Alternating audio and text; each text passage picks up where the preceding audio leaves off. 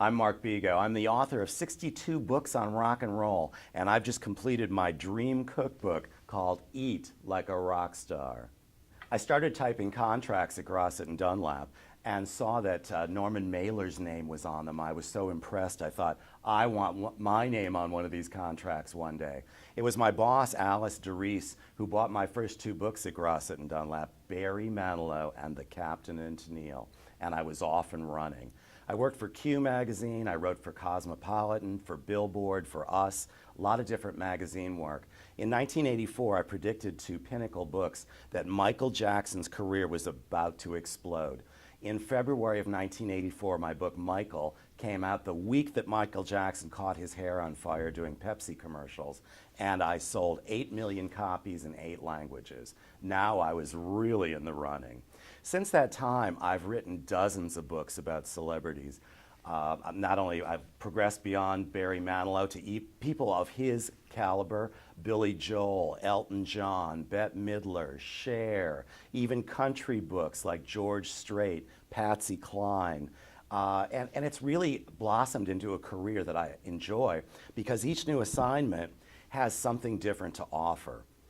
In 2012, my dear friend Mary Wilson of the Supremes, she and I did a magazine to celebrate the 50th anniversary of the Supremes. I said to Mary, we've got a couple pages here. Do you maybe have a few recipes? And she said, well, yeah, actually I do. So she gave me these recipes. I made the food, I photographed the food, and I loved the way they looked in this magazine. All of a sudden, this light went off in my head, and I was like, rock star recipes, that's what I'm going to do. Well, just a couple weeks later, I was going to interview Boz Scaggs about his latest album. And I saw that Boz has a winery in Northern California. So I thought, now Boz must have some recipes to pair with his wines. So when I got him on the phone, we talked about his music, and then I told him about this idea I had for a rock and roll cookbook. I didn't get one recipe from him, I got 3. I knew I was off and running.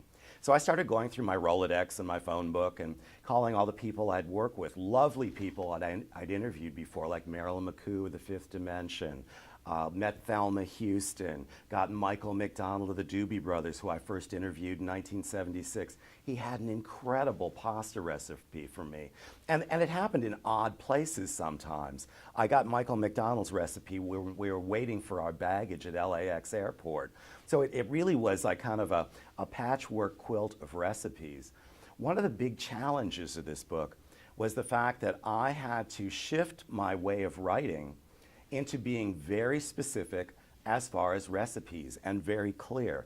I wanted a cookbook that was not only filled with rock star recipes, but really colorful pictures.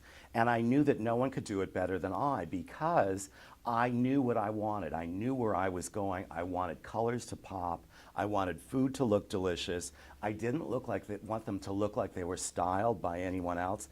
I wanted to be able to look at the reader and say, listen, I made this food, it looks fabulous, and you can make this food too if you follow my directions.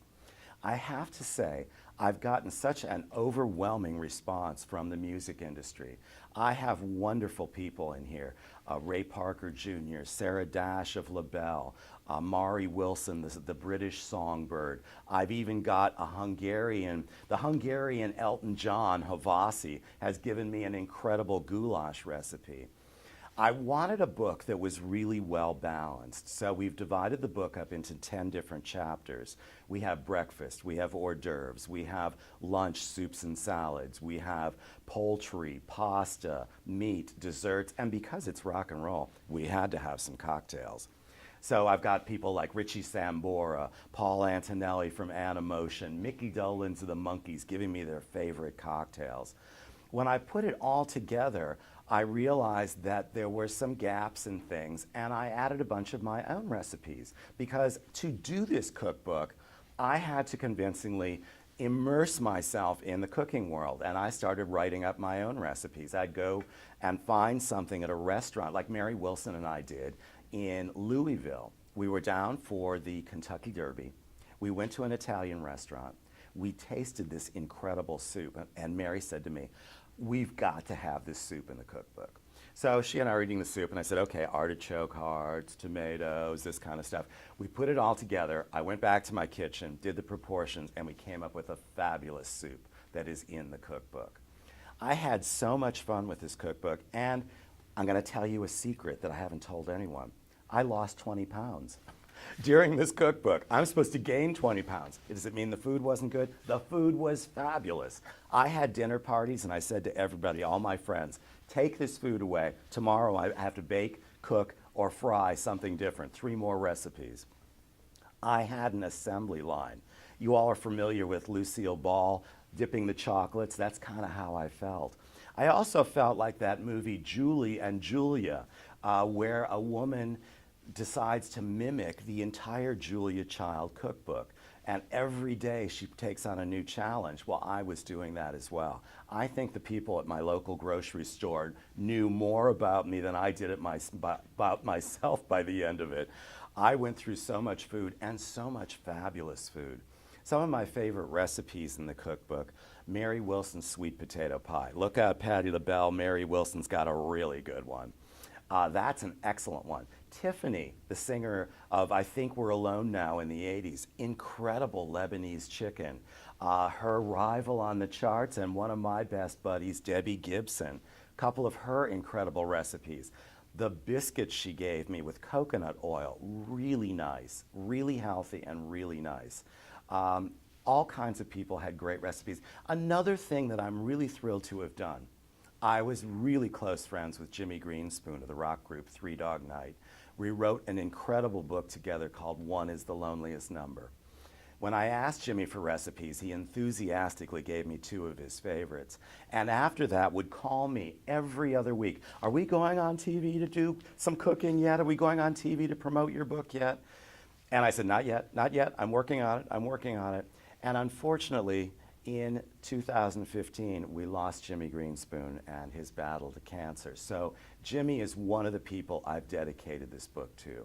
So it not only has all these wonderful living rock stars, rock legends, but I also get to give tribute to one of my favorite friends, Jimmy Greenspoon. And it's been really an incredible journey for me. I was thrilled that the book has hit number 3 on Amazon.com. That's where you're selling books. That's when you know you got a hit. So I'm very excited. I'm doing book signings, I'm doing parties, and already I'm planning Eat Like a Rock Star 2.